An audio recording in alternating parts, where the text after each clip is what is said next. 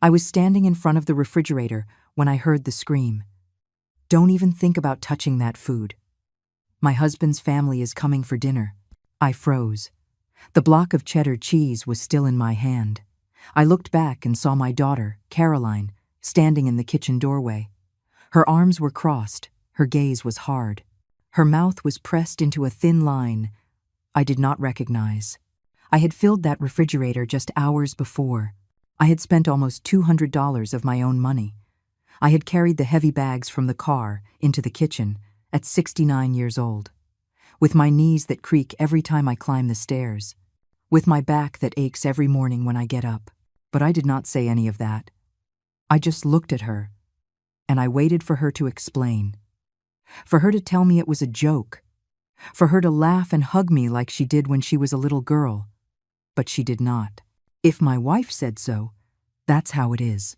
The voice came from the hallway.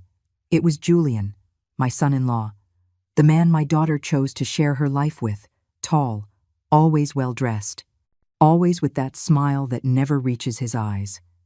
He walked over and put his hand on Caroline's shoulder, a possessive gesture like marking territory.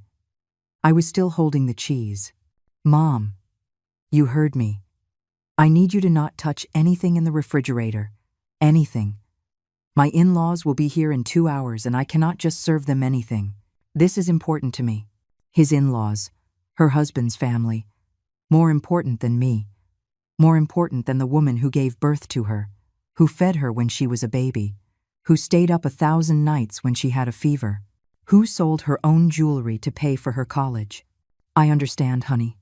That was the only thing I said, because something inside me broke in that moment. It was not a loud break. There was no explosion or shouting. It was silent, like when a dry branch snaps, an almost imperceptible crack, but final. I put the cheese back in the refrigerator. I closed the door slowly. I wiped my hands on my apron, and I smiled. I smiled because in that moment, I understood something. I understood that my daughter no longer saw me as her mother.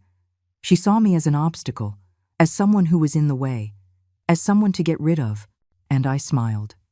Because I decided that if they were going to treat me this way, then I would also make my own decisions. "I'm going to my room. Enjoy your dinner." I walked toward the stairs. I felt their eyes on my back, but I did not turn around. I climbed each step with my back straight, with my head held high, even though inside everything was trembling. I got to my room and closed the door. I sat on the edge of the bed, the same bed where I slept with my husband, Arthur, for 30 years, where I cried when he died 10 years ago, where I was left alone, completely alone, until Caroline convinced me to come live with her. "This is your home too, Mom. You'll always have a place with us." That is what she told me 2 years ago, when I sold my small house to help her with the down payment on this one, when I put all my money into this property that was supposedly for both of us, for the family, to have a place to be together. Lies. It was all lies. I got up and walked to the window.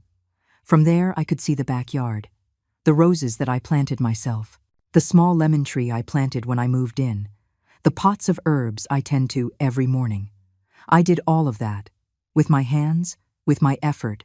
Downstairs, I heard laughter, music, the doorbell. The in-laws had arrived.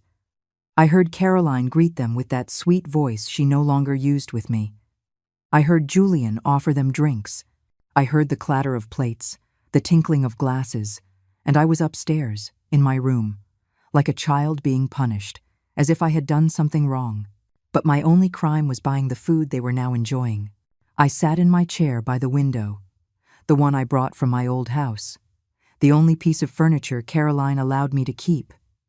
Everything else, we sold or gave away, because according to her, this house had its own style, and my old things did not match. I took my cell phone out of my pocket. I looked at it for a moment. I thought about calling my sister Ruth, telling her what had happened. But what was I going to say? That my own daughter had forbidden me from eating in my own house? It would sound ridiculous. It would sound like I was exaggerating, like I was some dramatic old woman looking for attention. I put the phone away, and I just sat there, staring out the window, watching the sky grow dark. Hours passed. I heard when the in-laws left. I heard when Caroline and Julian went up to their room. I heard when everything fell silent. Then I went downstairs, carefully, without making a sound. The house was dark, except for the small light over the stove. I walked to the kitchen. I saw the dirty dishes piled in the sink, the glasses with traces of wine, the leftovers on the table, my food, the food that I bought, that I paid for, and of which I had not had a single bite. I opened the refrigerator. I looked for something to eat, but it was almost empty. They had eaten almost everything. There were just some leftovers in plastic containers. I took one. It was rice. Cold. I ate it just like that, standing in front of the open refrigerator, with the light illuminating my tired face, and as I ate that cold leftover rice, I understood something else. I understood that this was not new. This had been happening little by little, so slowly that I did not notice. Like the frog in gradually heating water, who does not jump because it does not perceive the danger until it is too late. The small slights, the comments, the looks, it had all been part of a plan. To push me into a corner, to make me feel like I was in the way, that I was a burden, that I should be grateful just to have a roof over my head. But that roof was also mine. I put $50,000 down to buy it, everything I had saved, everything my husband and I had scraped together for years. I gave it to Caroline, because I trusted her, because she was my daughter, because I thought she would take care of me like I had taken care of her. I closed the refrigerator. I washed the empty container. I put it away. I cleaned up every trace that I had been there, like a ghost, like someone who does not have the right to exist in her own home. I went back to my room. I lay down. But I could not sleep. I was thinking all night, remembering, putting the pieces together. The last 6 months had been strange. Caroline would ask me to sign papers that were supposedly from the bank, refinancing, paperwork, boring things I did not really understand. And I signed, because I trusted, because she was my daughter. But now I wondered what exactly I had signed. What were those documents? Why was Caroline always in such a hurry? Why could I never read them carefully? I got up before dawn. I left my room without making a sound. I went downstairs to the living room. I looked in the desk where Caroline keeps the important papers, but it was locked. I looked for the key in the obvious places, but I could not find it. So I went to my room and got my box of personal documents. I looked for the original deed to the house, the document that proved I put my money in here, that this house was also mine. It was not there. The deed was not where I had left it. I looked through every paper, in every folder.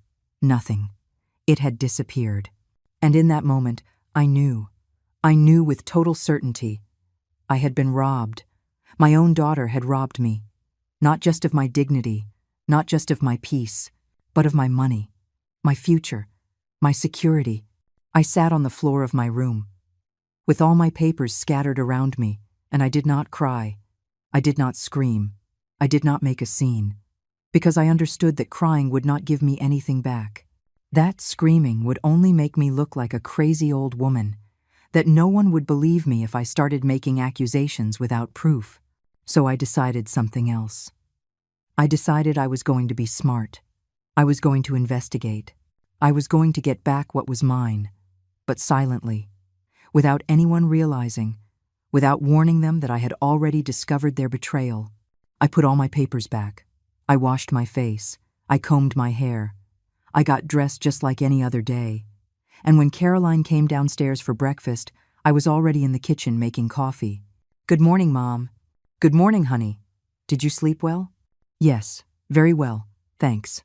She smiled, a perfect smile, as if nothing had happened, as if she had not humiliated me the night before, as if she had not stolen everything from me.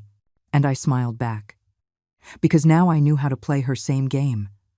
The game of silence, the game of patience, the game of waiting for the exact moment to act. I served her coffee. I made her favorite breakfast. I asked her about her plans for the day. I acted like the perfect mother, like the submissive woman she wanted me to be. But inside, I was already planning. I was already thinking about every step, every move, about how I was going to get my life back, my house, my dignity.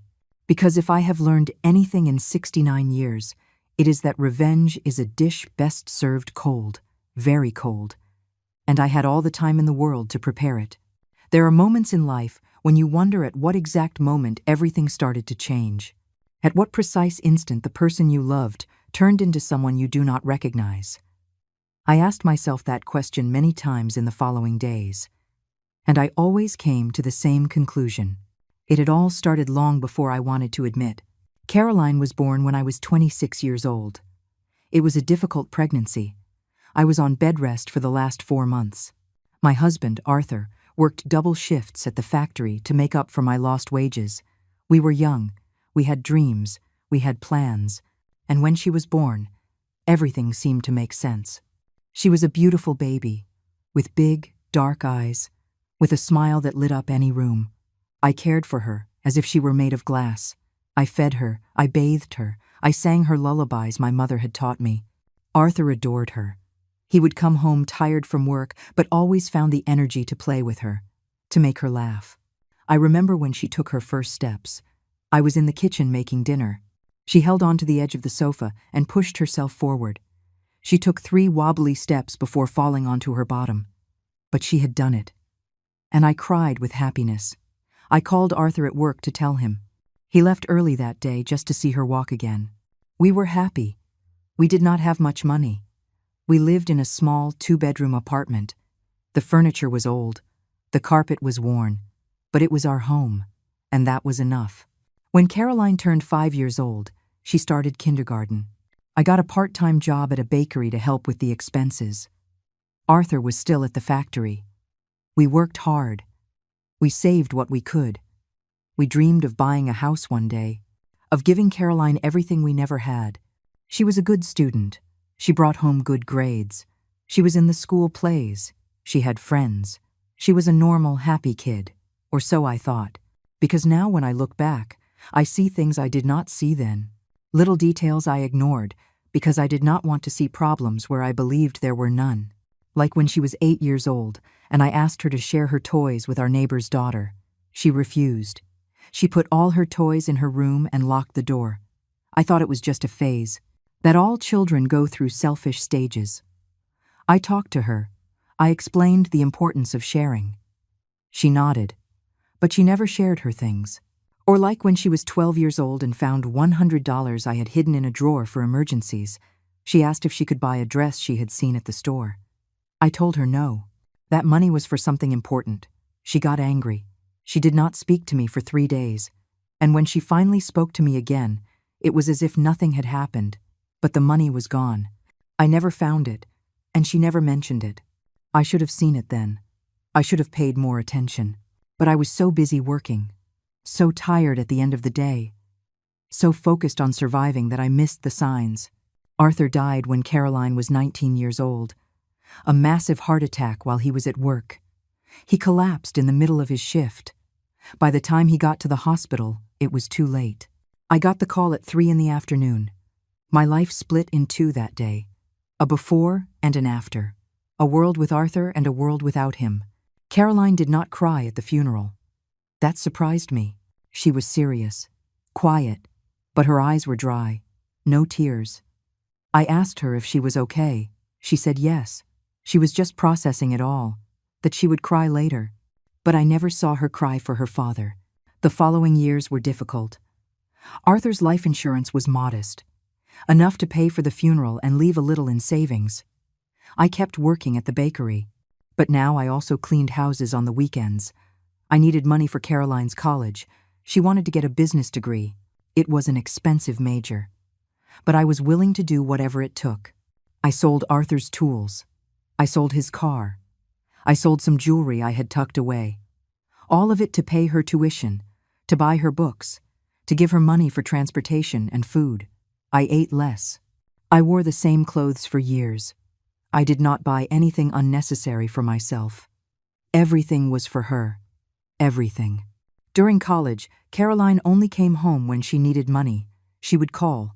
say she had unexpected expenses, that she needed to pay for a project, that there was a special fee, and I gave her what she asked for, without questions, without doubting, because she was my daughter, because I thought I was investing in her future. She graduated with honors. I was at the ceremony, proud, moved, crying with happiness. It had been worth it. All the sacrifice had been worth it. Or so I thought. She got a job quickly, a big company, a good salary. She told me that now she was going to take care of me, that it was her turn to look after me, that everything I had done for her she would now repay, multiplied, and I believed her, because I wanted to believe her, because I needed to believe my sacrifice had meant something. But the months passed and nothing changed. She kept asking for money, for a certification course, for a work trip, for professional clothes, and I kept giving, because that is who I was. That is who I had always been, the giver, the one who sacrifices, the one who puts everyone else before herself. She met Julian at work.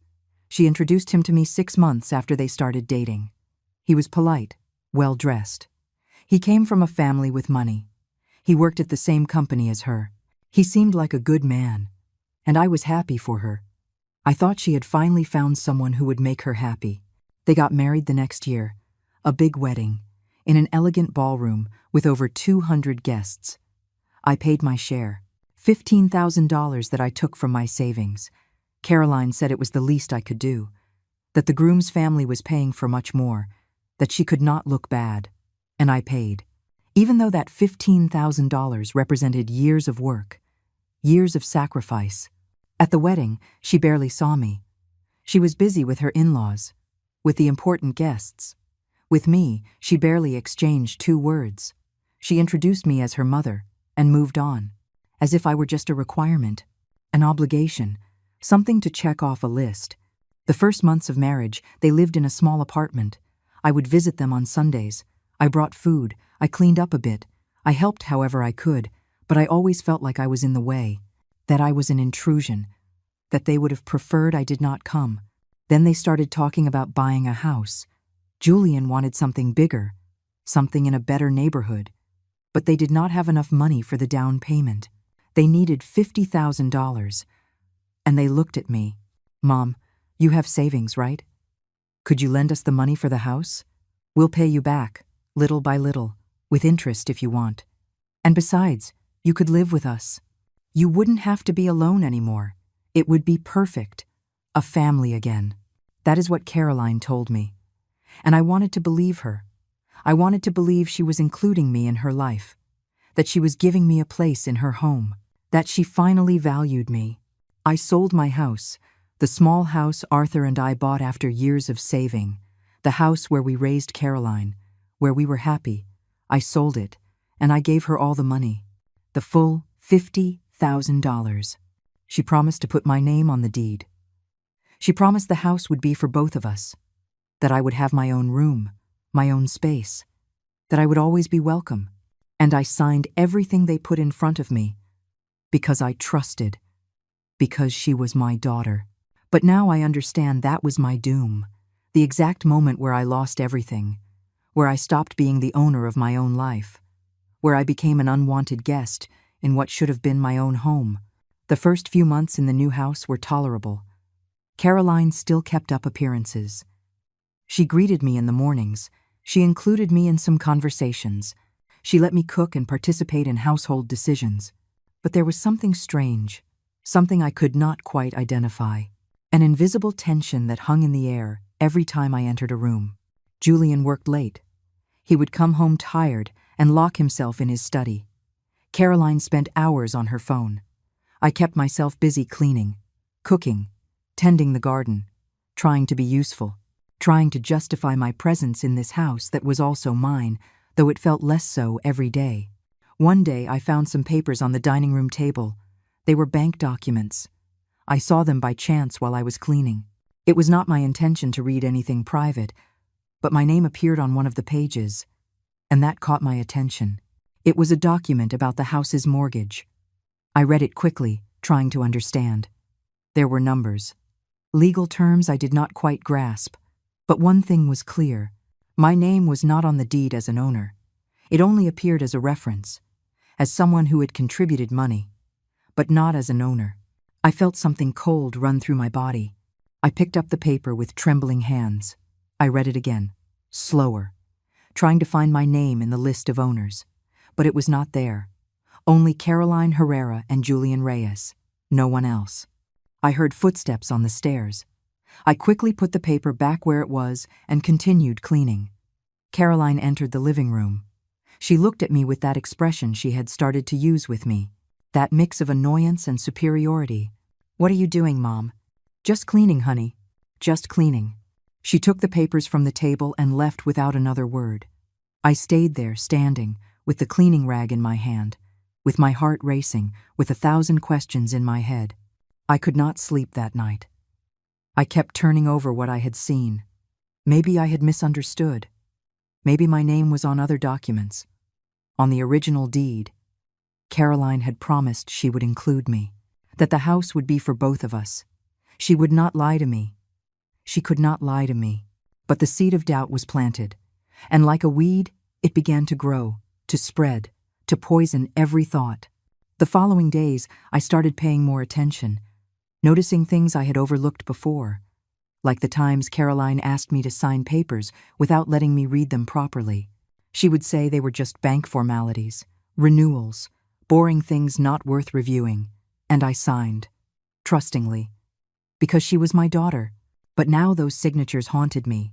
What had I signed, exactly? What were those documents? Why was there always such a rush?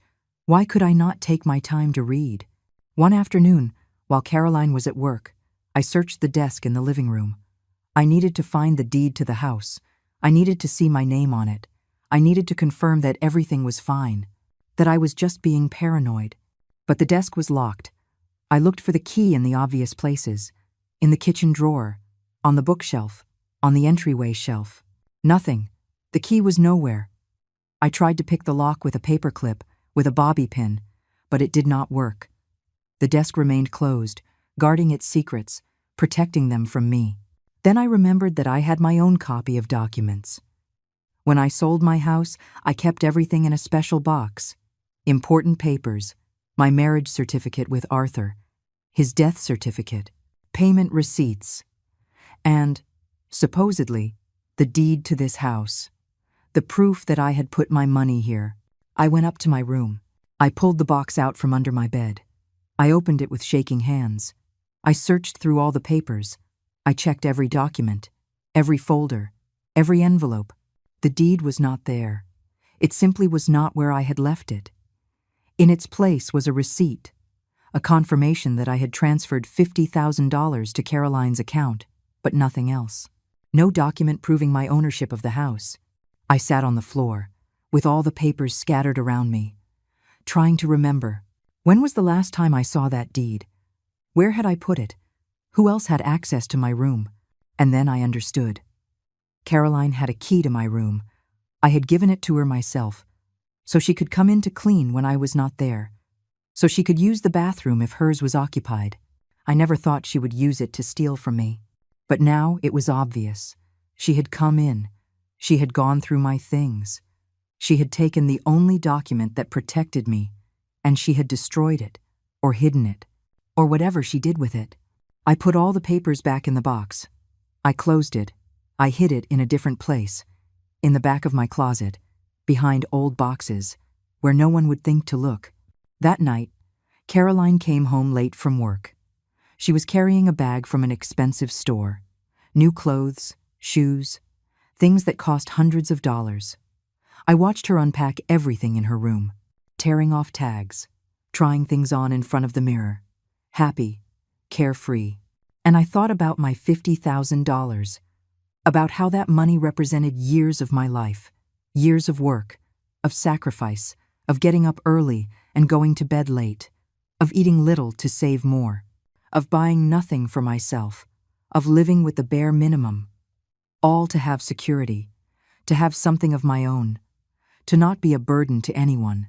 And now that money was paying for her expensive clothes, her comfortable life, her big house, while I had nothing, Just a room they could take away from me whenever they wanted. Just a place at a table where I was less and less welcome. I went down to the kitchen to make myself some tea. I needed to calm my nerves. I needed to think clearly. I put water on to heat. I got out my favorite mug, the one I brought from my old house. A simple white ceramic mug with hand-painted flowers. Arthur gave it to me on our first anniversary. I was waiting for the water to boil when Julian came into the kitchen. He looked at me in that way he had started to, as if I were something in his way, as if my very presence bothered him. "Eleanor, I need to talk to you." I turned to him. I waited for him to continue. "Caroline and I have been thinking. This house is very expensive to maintain. The utilities, the property taxes, everything is going up. And, well, you live here, but you don't contribute anything. You eat our food, you use our electricity, our water, it all comes out of our pocket." His words hit me like buckets of cold water. Me, who had just filled the refrigerator with $200. Me, who cleaned the entire house, who cooked, who tended the garden, who did everything I could to not be a burden. But I did not say any of that. I just looked at him, waiting for him to finish. "So, we think it would be fair if you paid something. A monthly rent. Not much. Just $500. To help with the expenses. It's really the minimum. Any room in this neighborhood costs double that. $500.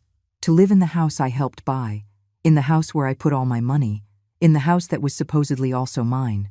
Of course, Julian, I'll think about it." "There's not much to think about, Eleanor. It starts next month. Caroline will give you the details." He poured himself a glass of water, drank it slowly, watching me, as if waiting for me to say something, to protest, to refuse. But I remained silent, motionless, with my empty mug in my hands. When he left, I turned off the stove. I did not want tea anymore. I did not want anything. I just wanted to go to my room, to lock myself in, to process everything that was happening. I went up the stairs. Each step felt heavier than the last. I entered my room. I closed the door. I sat on my bed. And for the first time in a long time, I let the tears come. I cried silently, with my face in my hands, my body shaking. I cried for my naivety, for my stupidity, for having trusted so much, for having given everything without protecting myself, for having believed that a mother's love was enough. But after a while, the tears dried up, and something else took their place. Something cold, something hard, something I did not know I had inside me. Rage, but not the hot rage that makes you scream, the cold rage that makes you think, the rage that plans, that waits, that acts at the precise moment. I got up. I washed my face. I looked at myself in the mirror. I saw a 69-year-old woman, tired, wrinkled, with gray hair, but with eyes wide open, with determination. I was not going to stand by and do nothing. I was not going to let them rob me like this. I was not going to let them treat me like garbage. I had given too much. I had sacrificed too much. And now it was time to get back what was mine. The following days were strange. I kept doing everything as usual. I got up early. I made breakfast. I cleaned the house. I tended the garden. But something inside me had changed. I no longer did it with love. I did it with strategy. Every movement was calculated. Every word measured. Every smile fake. Caroline did not notice anything. Or maybe she did not care. She went on with her life, with her job, with her outings, with her shopping. She treated me like a piece of furniture, something that was there but deserved no attention, and I let her think that, because it suited me, because I needed them to lower their guard. I started to observe everything more carefully, their schedules, their routines. When did they leave? When did they come back? Where did they keep important things? What conversations did they have when they thought I was not listening? One morning, while I was cleaning the living room, I found Caroline's phone on the sofa. She had forgotten it when she rushed off to work. I looked at it for a moment. I knew her password. I had seen her type it in hundreds of times. 4 simple numbers. Their wedding date. I picked up the phone. I unlocked it. My hands were shaking, but my mind was clear. I went into her messages. I looked for conversations with Julian, with her friends, with her in-laws. I read quickly, taking mental notes of everything. There was a chat with her friend, Samantha. Recent messages. I read them with a racing heart. I'm almost done getting my mom off the deed. The lawyer says it'll all be finalized in 2 weeks. Finally, I'll be able to sell this house and buy something better without her being able to claim anything. The words hit me like fists. I read the message again, and again, and again, trying to process what I was seeing. She had not just removed me from the deed. She was planning to sell the house I helped buy, and buy another one where I would have no rights at all. I kept reading. There were more messages. From weeks ago, my mom is so naive. She signs anything I put in front of her, doesn't even read it. Now just one more document, and that's it. Problem solved. Problem. I was a problem to her. Her own mother, the woman who gave birth to her, who raised her, who sacrificed her whole life for her. I was just a problem that needed to be solved. I took photos of all the messages with my own phone. My hands were shaking so much that some came out blurry, but I took several of each one. I needed to have proof. I needed to document everything. There was another chat with someone named Maxwell Price, a name I did not recognize. I opened the conversation.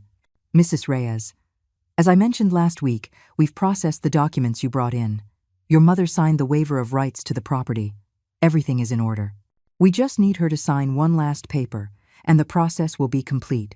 You can stop by the office whenever you like. A lawyer. She had gone to a lawyer.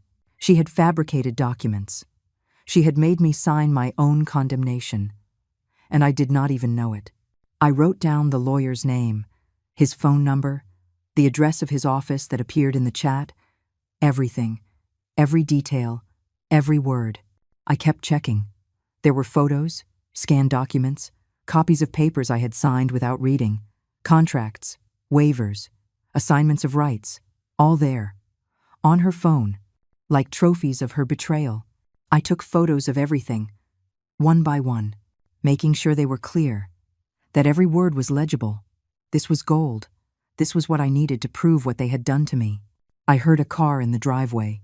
My heart stopped. I looked out the window. It was the neighbor.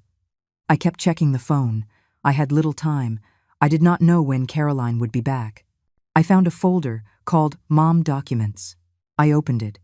There were copies of my ID, my birth certificate, the deed to my old house, the receipts for the money transfer. Everything they needed to rob me was right there, organized, filed, like a criminal case file. And then I saw something else. A recent document. A listing for a new house. In another neighborhood. Bigger, more expensive. Dated last week. They were already looking for a new place to move. They were already planning to leave me on the street. I took photos of everything. Then I cleared the call history and messages, so she would not know I had been on her phone. I left it exactly where I found it. At the same angle. In the same position. I went up to my room. I closed the door. I sat on the bed. I connected my phone to my old computer. The one I brought from my old house. I transferred all the photos. I saved them in a hidden folder. I made copies on a USB drive I had stored away. I could not risk losing this evidence. As I transferred the files, I thought about everything I had seen, about how my own daughter had planned my destruction with such coldness, with such precision, as if I were just an obstacle in her path, something that had to be removed so she could move forward. I finished saving everything. I hid the USB drive in a safe place, inside a box of tampons in my bathroom. No one would look there, especially not Julian. I went down to the kitchen. I put water on to heat. I made tea. My hands were not shaking anymore. My mind was strangely calm. Now I knew exactly what I was up against. I knew how deep the betrayal went, and that gave me power, because knowledge is power. And now I had both. That afternoon, when Caroline got home from work, she was agitated. She was looking for something desperately. "Mom, have you seen my phone?" "No, honey. Where did you leave it?" "I don't know. I had it this morning. but I can't find it. I helped her look. We checked the living room, the kitchen, her room. I acted concerned, supportive. Like the perfect mother she thought I still was. Here it is. It was between the sofa cushions. She grabbed it with relief.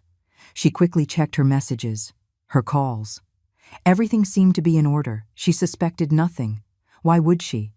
I was just her naive mother, the foolish old woman who signed whatever was put in front of her.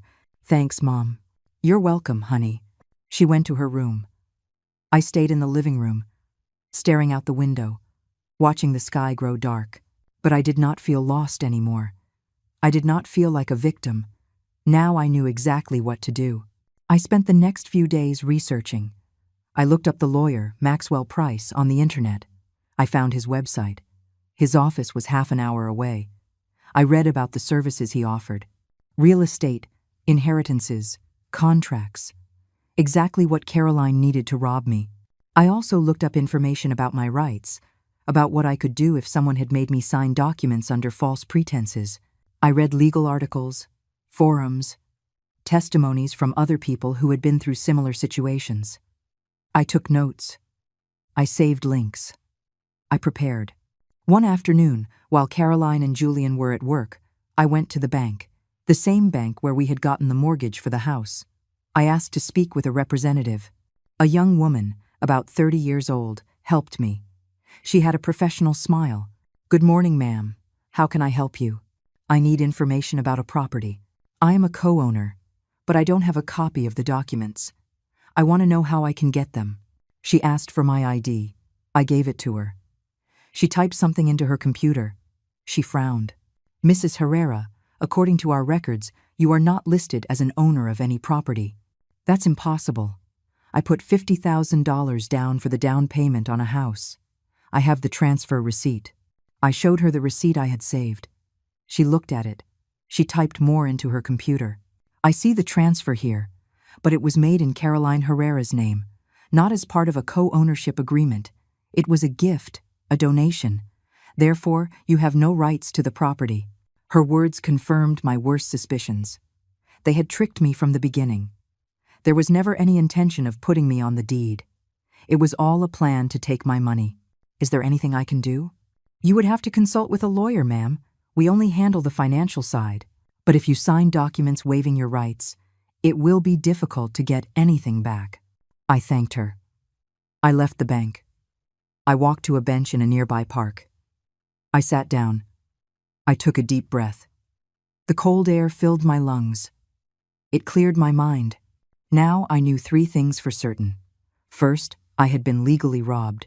Second, I had proof of the conspiracy. Third, I needed a lawyer, a good one who was not on Caroline's side. I took out my phone.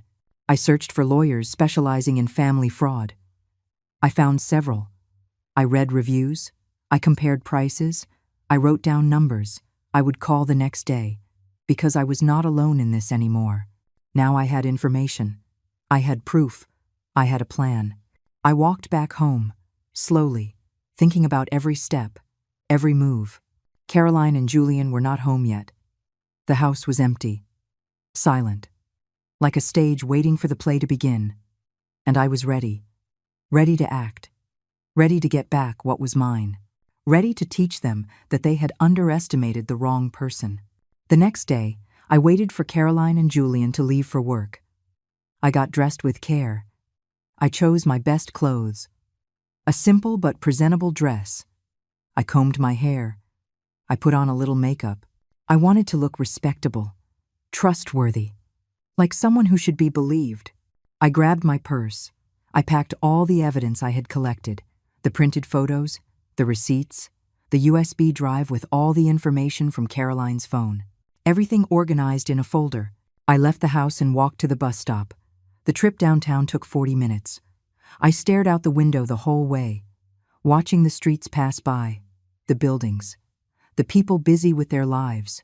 And I thought about how my life had come to this point, how I had gone from having my own house to begging for justice.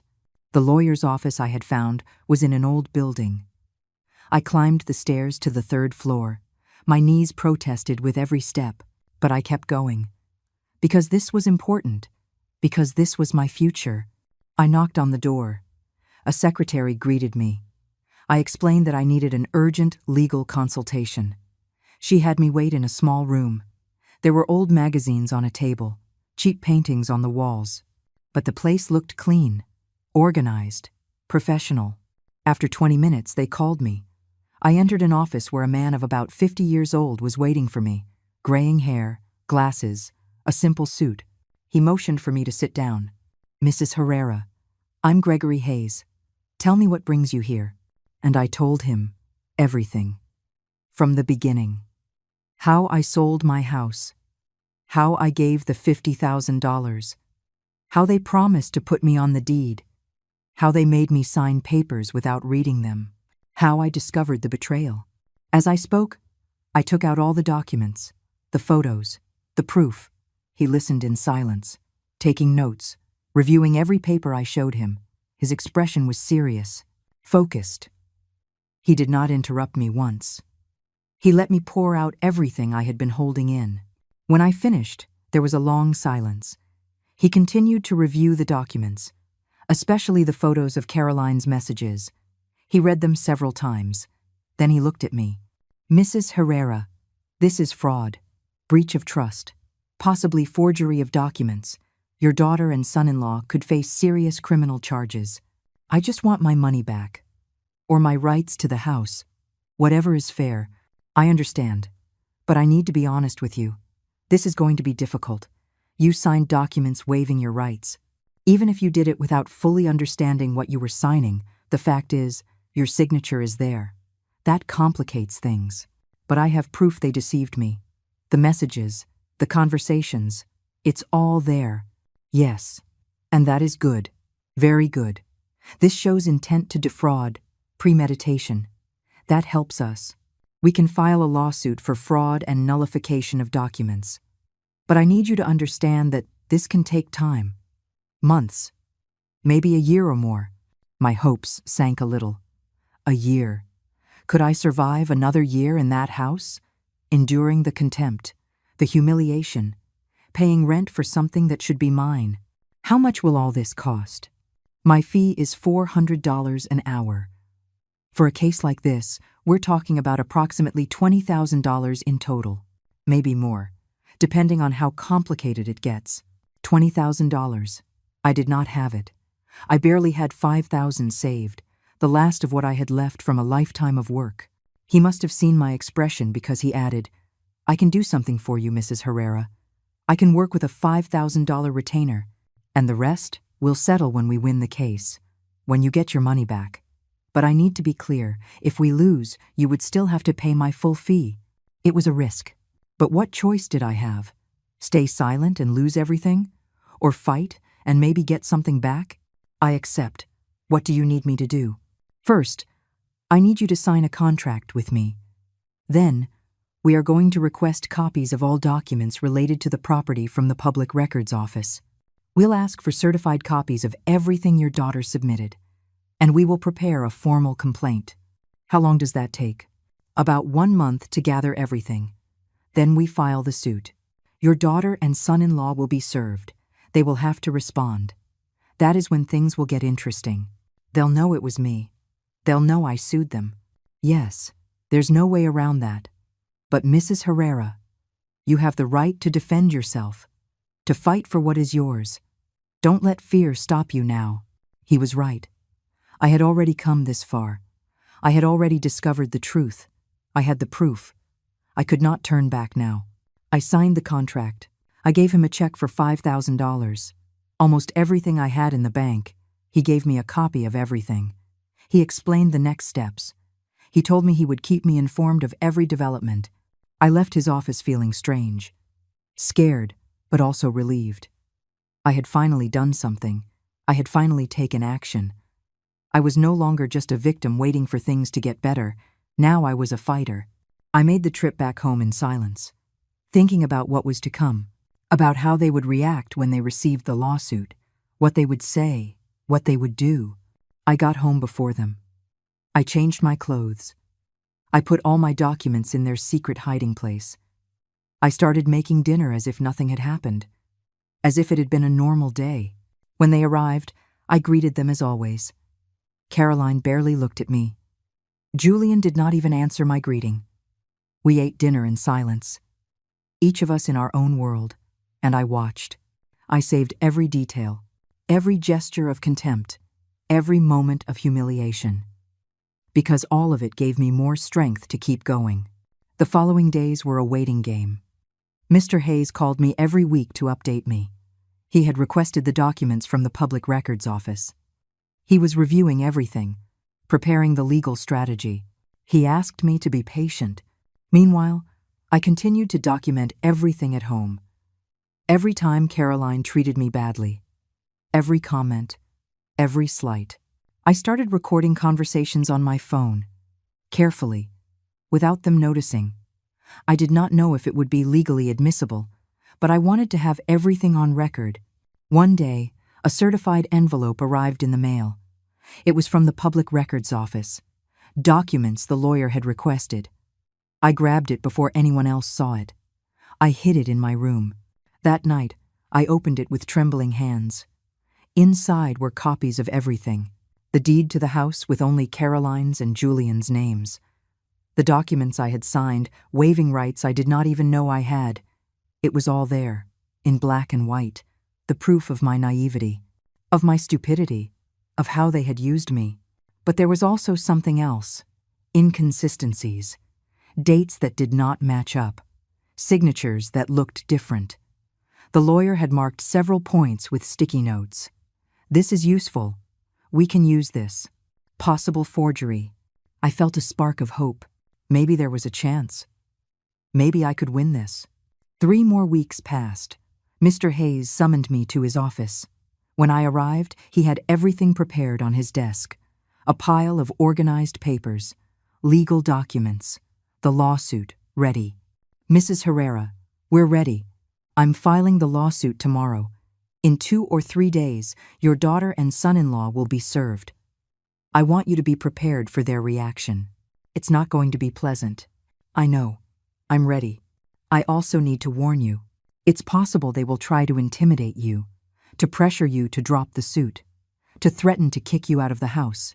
If that happens, you call me immediately. We have legal options to protect you. I thanked him. I left his office with a mix of fear and determination. In 2 days, everything would explode. In 2 days, there would be no turning back. I barely slept that night. I thought about all the possibilities, all the ways this could go wrong, but I also thought about justice, about getting my dignity back, about showing them they could not just rob me and get away with it. The lawyer filed the suit on a Friday. He called to confirm. It's done, Mrs. Herrera. Now we just wait. The weekend was endless. Every time the doorbell rang, my heart hammered, but nothing happened. Caroline and Julian went on with their normal lives, oblivious to what was coming. On Monday morning, the mailman arrived. He rang the bell. I opened the door. He was holding 2 certified envelopes, one for Caroline Reyes, one for Julian Reyes, lawsuit for fraud and nullification of documents. I signed for them. I took the envelopes. I looked at them for a long moment. This was it, the point of no return. I could hide them, throw them away, pretend they never arrived. Or I could leave them where Caroline would find them, and face the consequences. I left them on the dining room table, in a visible spot, where they could not be missed, and I went up to my room, to wait, to brace myself for the storm that was about to hit. Caroline got home from work at 6 in the evening. I heard her open the door. I heard her footsteps in the entryway, and then I heard the silence, that heavy silence that comes right before the explosion. "Mom, get down here, now." Her voice sounded different, tense, furious, but there was something else too, fear maybe, or panic. I got up from my bed. I took a deep breath, and I walked down the stairs. She was standing in the living room, the open envelope in one hand, the lawsuit papers in the other. Her face was red. Her eyes were blazing with rage. Julian was next to her, holding his own envelope, staring at me with pure hatred. "What is this? What the hell is this, Mom?" She spoke each word slowly, as if trying to control herself, as if she was about to snap. It's a lawsuit. For fraud. For stealing my money and my rights to this house. Stealing. We didn't steal anything from you. You gave us that money. You signed all the documents. Everything was legal. You tricked me. You made me sign things without telling me what they were. You promised me this house would be mine too. And you lied to me. You're crazy. You're completely insane, old woman. Nobody forced you to do anything. You wanted to help. And now you pull this. I have proof, Caroline. Messages. Conversations.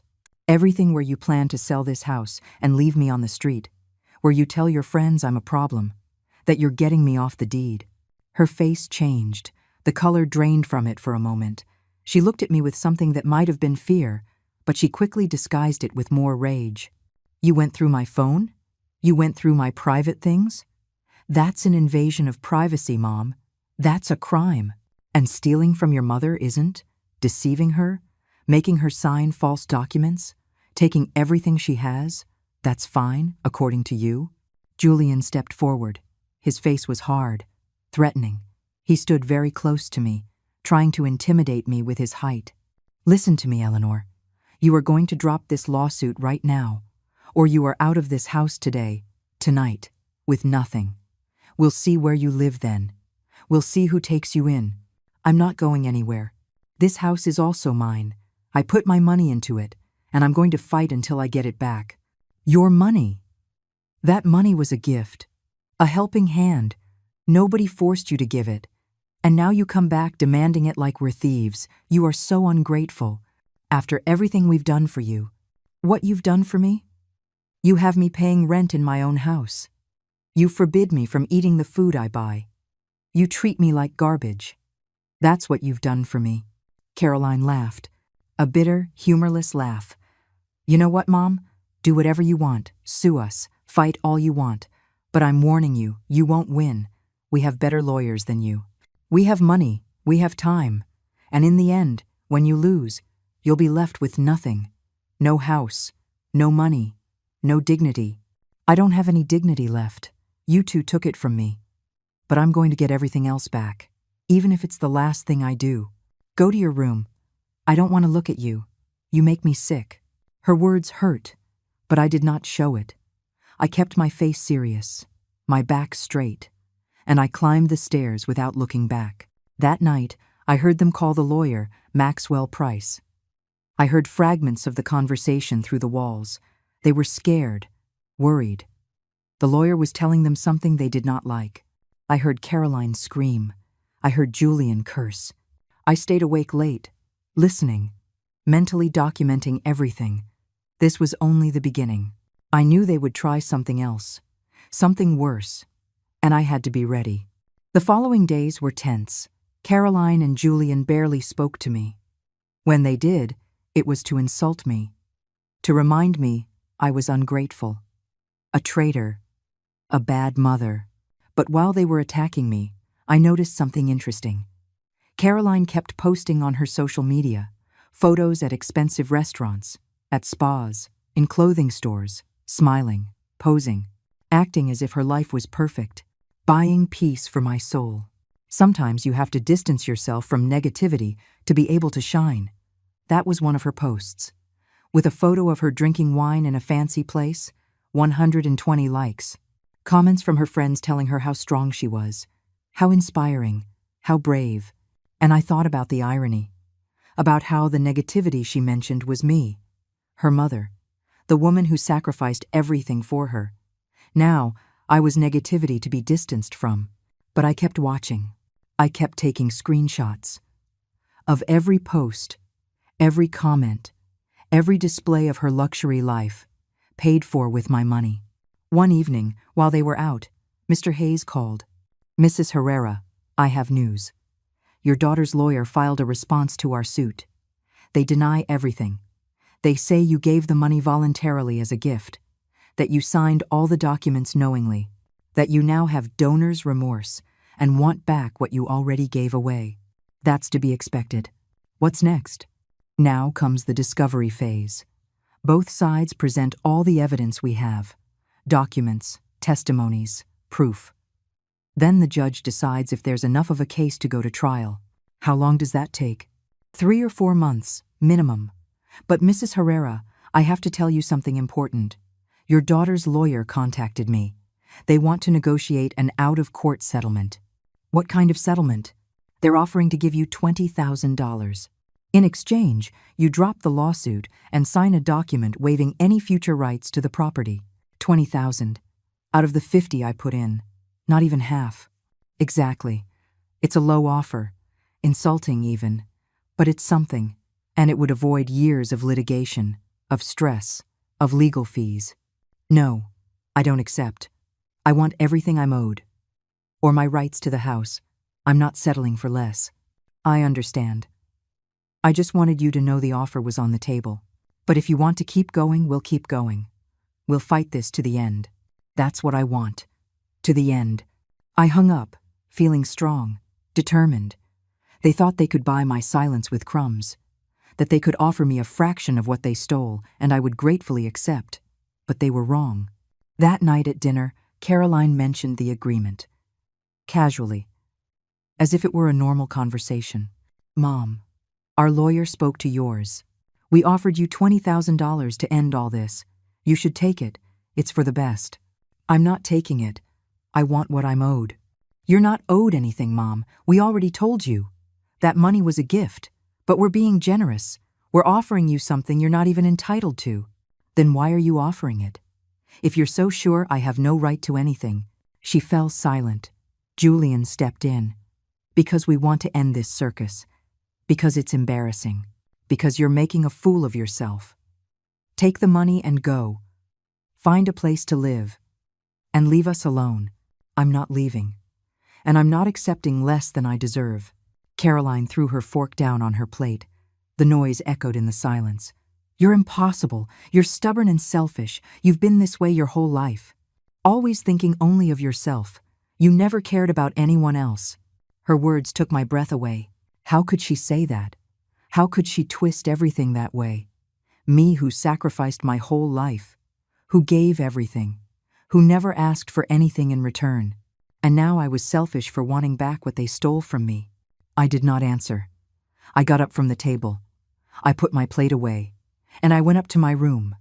Because I knew if I stayed, I would say things I might regret. Things that could be used against me. The following weeks were more of the same. Them trying to pressure me. Trying to get me to drop the suit. Threatening to kick me out. To cut off services. To make my life impossible.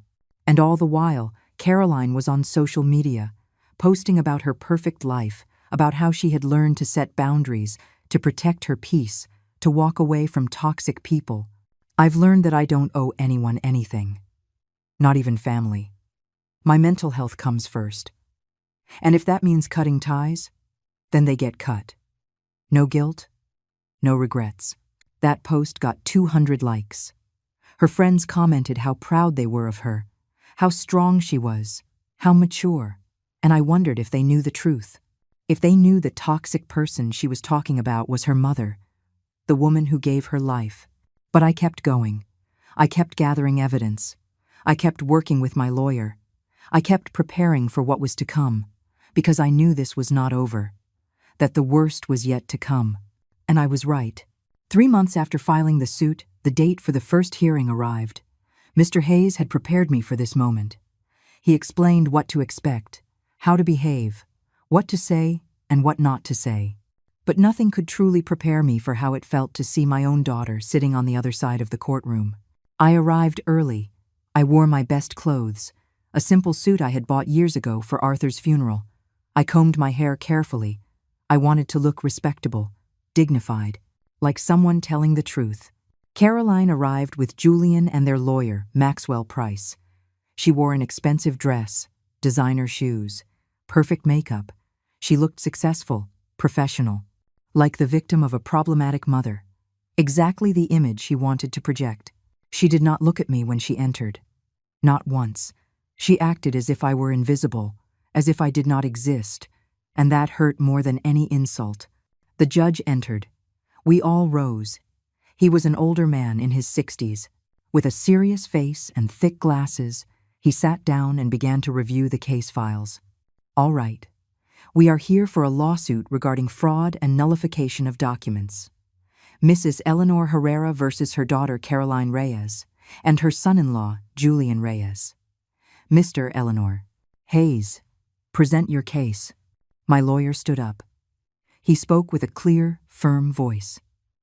He explained how I had sold my house, how I gave $50,000 for the purchase of the new property, how they promised to include me on the deed, how they made me sign documents without properly explaining what they were, how I discovered they were planning to sell the house without my knowledge.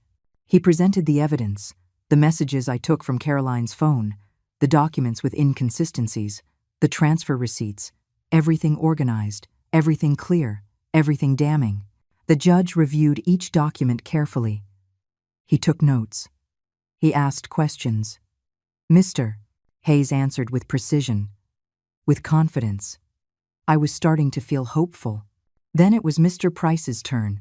He stood up with a confident smile, with calculated movements, as if he already knew he was going to win. Your Honor, this case is simple. Mrs. Herrera decided to help her daughter buy a house. She did so voluntarily. No one forced her. She signed all the necessary documents with full awareness of what she was doing.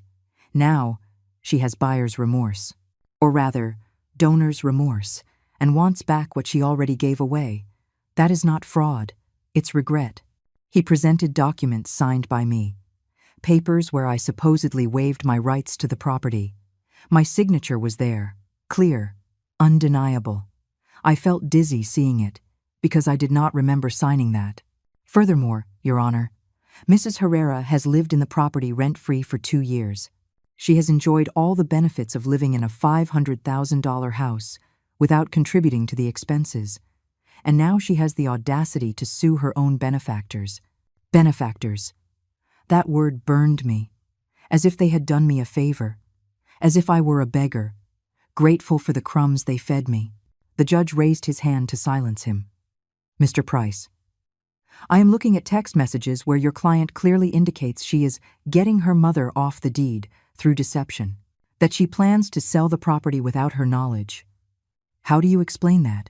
Price did not even flinch. Private conversations, Your Honor, illegally obtained. Mrs. Herrera violated my client's privacy by searching her phone without permission. Those messages should not be admissible as evidence. They were obtained by a concerned mother who suspected she was being defrauded, Mr. Hayes interjected. There was no hacking, no theft. She simply looked at a phone left in her own home, and she found proof of a crime. The judge continued to review documents. He asked more questions to both sides. I answered when it was my turn to speak. My voice was shaky but clear. I told my story, how I trusted my daughter, how they deceived me, how I found out the truth. Caroline also spoke, with tears in her eyes, with a broken voice. She played the part of the wounded daughter, the victim of a manipulative mother who was now trying to extort her. My mother has always been like this, Your Honor, always controlling, always wanting to have power over my life. We offered her a home, we gave her everything, and now she repays us with this lawsuit, with these horrible accusations. It hurts me. It hurts me so much that my own mother would think I'm capable of stealing from her. Her performance was perfect. She cried at just the right moment. Her voice trembled when it should. She looked at the judge with pleading eyes, and I saw how he watched her, how his expression softened, just a little. And in that moment, I understood something. I understood that the truth does not always win, that sometimes the person who acts the best, who lies the best, who has the best lawyer, that is who wins. The hearing lasted 3 hours. At the end, the judge said he needed time to review all the evidence, that he would give his ruling in 2 weeks, that both parties should await his decision. We left the court in silence.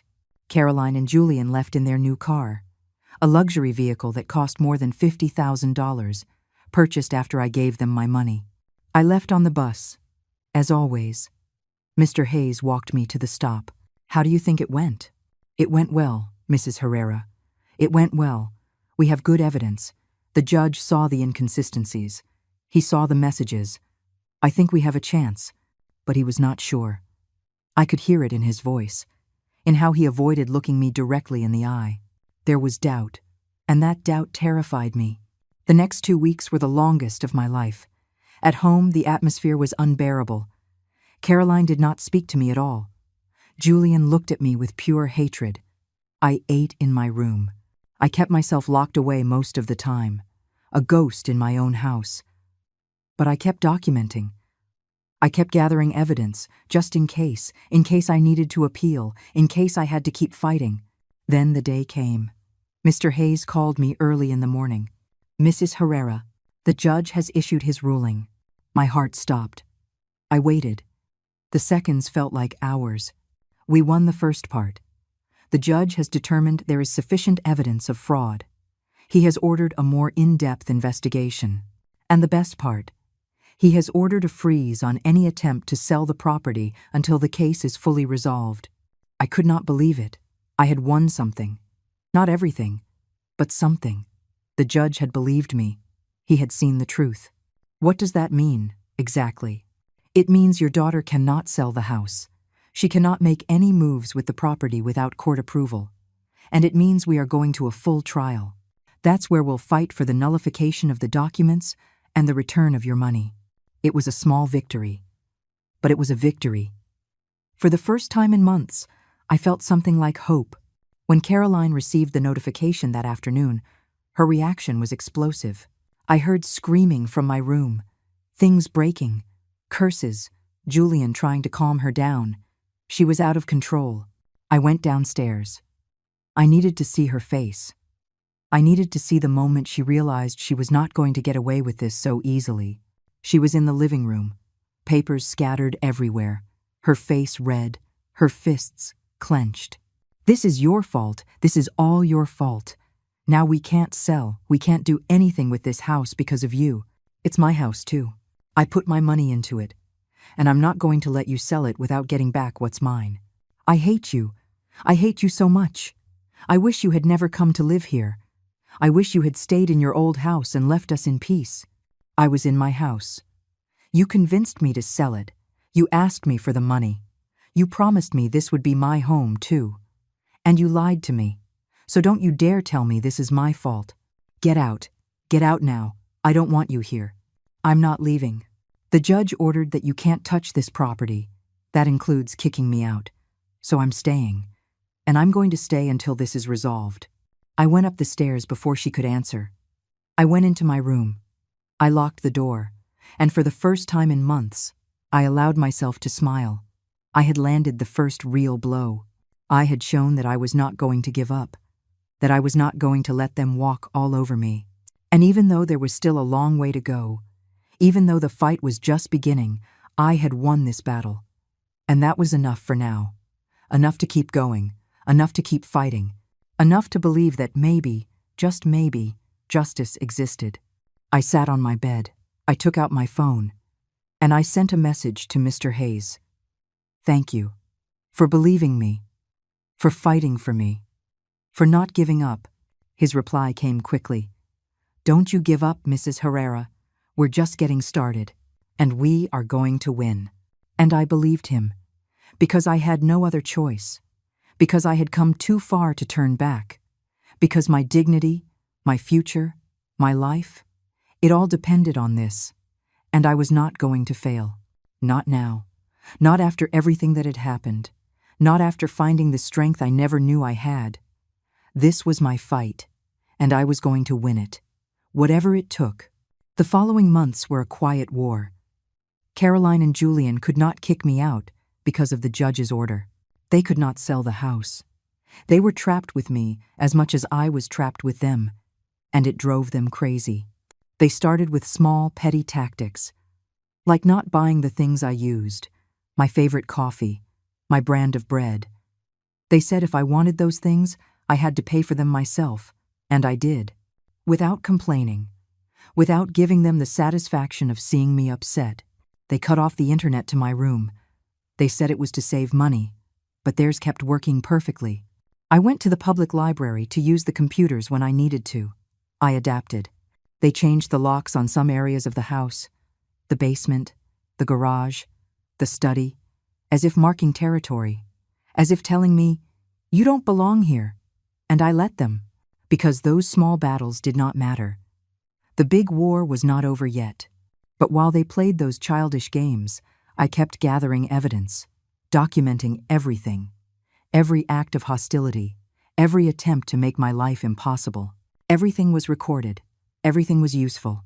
Mr. Hayes worked on the case. He filed more documents, more proof.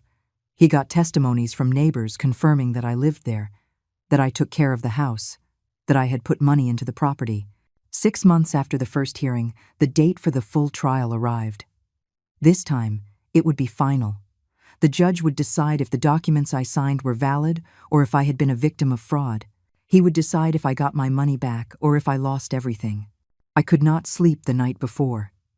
I just stared at the ceiling, thinking about all the possibilities. What would I do if I won? What would I do if I lost? How had my life come to this? The day of the trial dawned gray, overcast, as if the sky itself knew what was at stake. I dressed with care, the same suit I wore to the first hearing. My hands trembled as I buttoned it. The courtroom was fuller this time. There were more people, more witnesses. The case had drawn attention. A mother suing her daughter, a story of family betrayal, the kind of thing people find morbidly fascinating. Caroline arrived with a full team.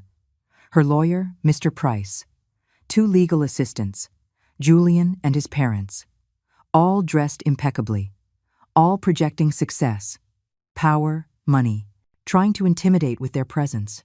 I arrived alone with Mr. Hayes, but I did not feel small, not this time, because I knew I had the truth on my side, and that was worth more than all their money. The trial lasted 2 full days. Each side presented its arguments, its witnesses, its evidence. Mr. Price brought in experts who analyzed my signature, who said it was authentic on all the documents, that I had signed knowingly. But Mr. Hayes brought his own experts, handwriting experts who found inconsistencies, small differences in some signatures, different pressure in the strokes, slightly different angles, enough to create reasonable doubt. I took the stand. I told my full story, with a firm voice, without crying, without being dramatic, just the simple, painful truth. How I trusted my daughter, how they promised to include me in the property, how I discovered they had lied. Mr. Price cross-examined me harshly, trying to make me look like a liar, like a manipulative mother looking for money. He asked why I did not read the documents before signing. Why did I trust so much? Why was I regretting it now? I don't regret trusting. I regret trusting the wrong people. A mother shouldn't have to read the fine print when her daughter asks for help. A mother should be able to trust that her own daughter isn't going to rob her. My answer hung in the silence of the room. I saw a few members of the jury nod slightly. I saw the judge make a note of my words. Then it was Caroline's turn. She took the stand in her expensive dress, her perfect makeup, her rehearsed performance. She cried. She said she loved me, that she never wanted to hurt me, that it was all a misunderstanding. I just wanted to help my mom, Your Honor, offer her a home, but she is very controlling. She wants to have power over everything. She signed those documents freely, and now that things didn't go the way she wanted, she's punishing us with this lawsuit. Her voice broke in all the right places. Her tears fell when they were supposed to. It was a masterful performance, and I saw how some in the room were moved, how they looked at her with sympathy. But then Mr. Hayes did something brilliant. He projected the messages Caroline had sent onto a large screen, the conversations where she planned to get me off the deed, where she called me a problem, where she bragged about how easy it was to trick me. "Miss Reyes, can you explain these messages?" This one says, and I quote, "My mom is so naive. She signs anything I put in front of her." Those are your words, are they not? Caroline's face changed. The color drained away. She looked to her lawyer for help, but Mr. Price could only object, saying the messages were obtained illegally. The judge had already admitted the evidence. It was too late to stop it. I was angry. I was frustrated. I didn't mean it literally, but you wrote it. You thought it. And more importantly, you executed it. You carried out a plan to defraud your own mother. It wasn't fraud. It was a gift that she now wants back. A gift that you planned to secure through deception. A gift that you planned to remove your mother from, without her knowledge, in order to sell the property. That, Miss Reyes, is not a gift. That is theft. Caroline did not know what to say. She just sat there, staring at her lawyer, searching for the right words, but she could not find them, because there were no words that could explain what she had done. The trial continued. More witnesses, more documents, more arguments from both sides. But I knew the crucial moment had passed. When Caroline could not explain those messages, when she was exposed in front of everyone, the judge called a recess to deliberate. 3 hours that felt like 3 years. I waited on a bench outside the courtroom. Mr. Hayes tried to calm me, to give me hope, but I was beyond hope. I was in a place of acceptance, ready for whatever came. Finally, they called us back in. We all took our places. The judge entered. His expression was serious, unreadable. I have reviewed all the evidence presented by both parties. I have heard the testimonies. I have analyzed the documents, and I have reached a conclusion. The silence in the room was absolute. No one breathed. No one moved. I find that there is sufficient evidence of fraud, that Mrs. Eleanor Herrera was deceived by false promises into turning over her money, that she signed documents without a full understanding of their implications, and that there was a deliberate intent to exclude her from the rights to the property she helped purchase. My heart began to beat faster. Mr. Hayes squeezed my hand. Therefore, I order the following. The documents signed by Mrs. Herrera waiving her rights are null and void. Mrs. Herrera is entitled to a 50% right to the property, or, alternatively, a full reimbursement of the $50,000 she contributed, plus accrued interest, which amounts to another $15,000, for a total of $65,000. I had won. After months of fighting, of humiliation, of doubt, I had won. Justice did exist, after all. Furthermore, I order that Miss Caroline Reyes and Mr. Julian Reyes pay Mrs. Eleanor Herrera's legal costs. And I am imposing a $10,000 fine for intentional fraud against a vulnerable family member. I heard a choked gasp behind me. It was Caroline. Her face had lost all color. Julian was holding her arm. They both looked destroyed. The parties have 30 days to comply with this order, or we will proceed to seize your assets. Case closed. The gavel strike echoed like thunder, and with that sound, it was all over. I had won. I had gotten my dignity back, my money, my life. I walked out of the court with my head held high. Mr. Hayes was congratulating me, hugging me, celebrating the victory. But I felt strangely empty. Because yes, I had won money. I had won justice. But I had lost my daughter, and that loss hurt more than all the money in the world. The 30 days the judge gave them to pay passed in unbearable tension. Caroline and Julian had to take out a loan, sell their new car, empty their savings accounts.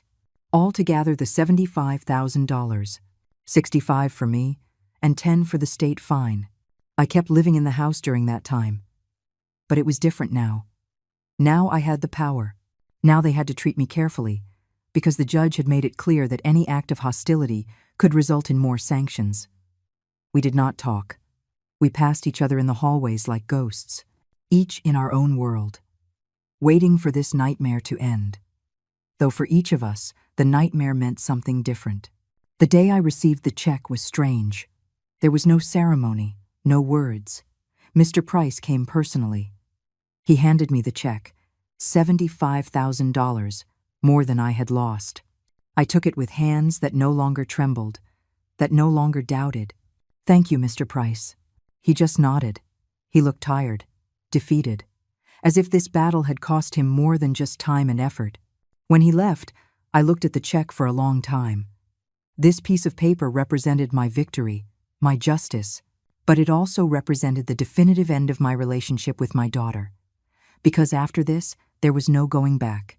There was no way to repair what had been broken. That afternoon, I called a real estate agent. I asked him to help me find a small place, a one-bedroom apartment, something simple, something mine, something no one could take from me. In 2 weeks, I found the perfect place. An apartment in an old but well-maintained building. It had a small kitchen, a full bathroom, a living room with a big window that let in the Sunday, and a tiny balcony that fit 2 flower pots. It cost $250,000. I bought it with cash, no mortgage, no debt, completely mine, in my name, with a deed that I reviewed line by line with my own lawyer before I signed. On moving day, I hired 2 men to help me.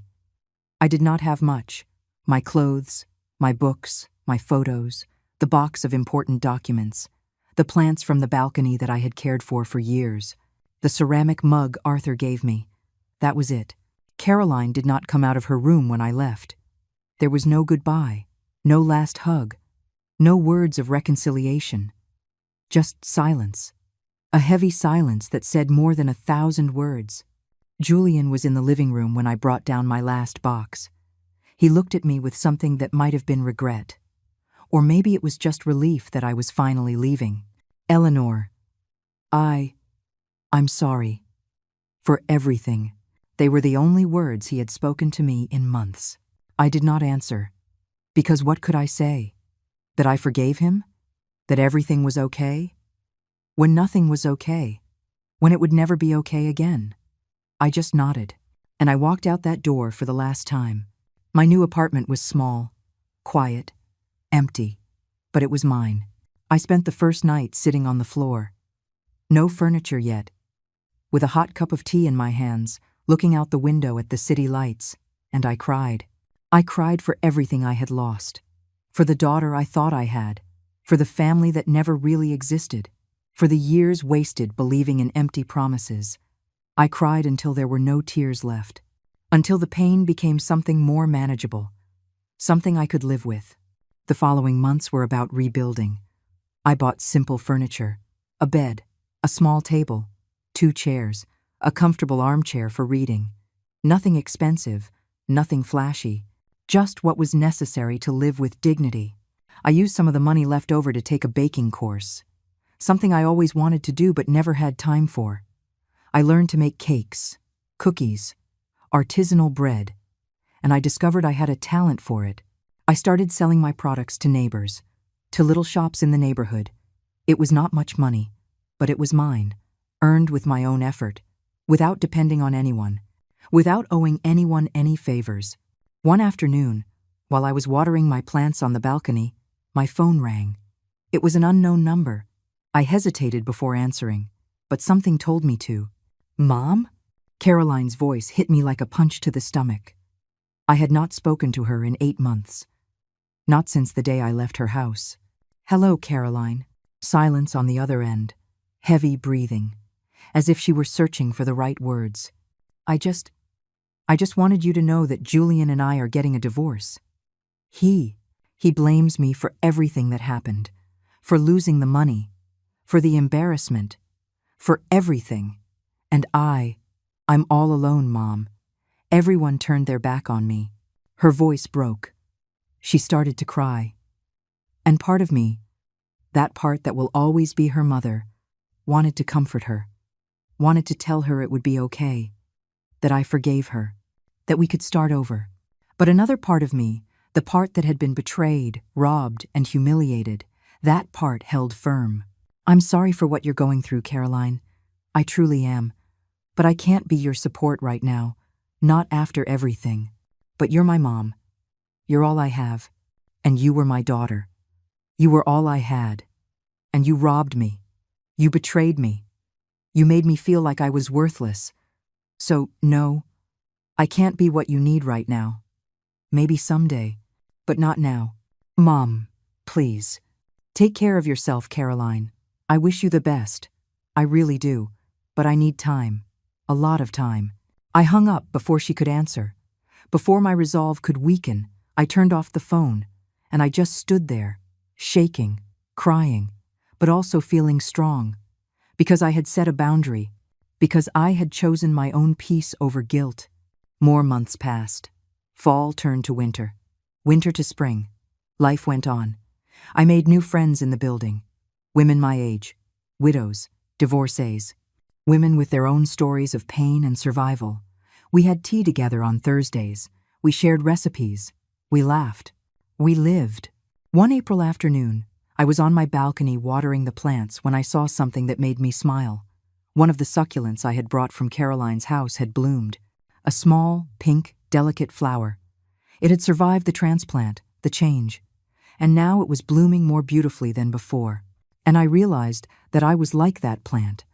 I had been torn from where I thought my home was. I had been hurt. They almost destroyed me. But I survived. I adapted. And now I was blooming again. In my own space. In my own soil. At my own pace. That night, I made myself a simple dinner. Vegetable soup, homemade bread, herbal tea. I sat at my small table by the window. I ate slowly, savoring every bite, grateful for every peaceful moment. I did not have much. I did not have the big house. I did not have the perfect family. I did not have the dreams I once imagined. But I had something better. I had my dignity. I had my peace. I had my freedom. And I had the satisfaction of knowing I did not stay silent. That I did not let them trample me. That I fought for what was mine. Before bed, I wrote a few lines in my journal. Something I had started doing as therapy.